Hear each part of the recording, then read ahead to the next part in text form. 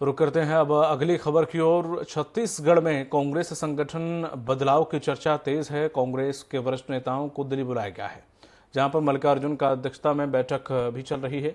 इस मामले पर डिप्टी सीएम अरुण साव ने तंज कसा और उन्होंने कहा है कि पिछले विधानसभा चुनाव के बाद से ही कांग्रेस में बदलाव की चर्चा हुई और कांग्रेस के आपस के झगड़े का खामियाजा जनता को भुगतना पड़ रहा है।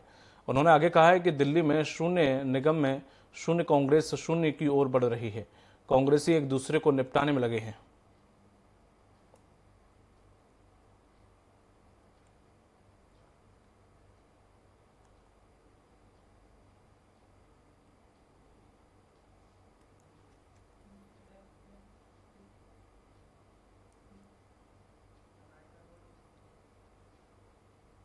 देखिए, विधानसभा चुनाव के परिणाम के बाद कांग्रेस में बदलाव की चर्चा हुई।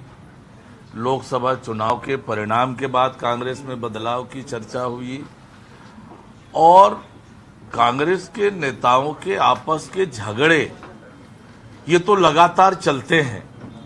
कांग्रेस के नेताओं के झगड़े का खामियाजा छत्तीसगढ़ की जनता ने 5 साल भोगा और अब भी ये आपस में लड़ रहे हैं।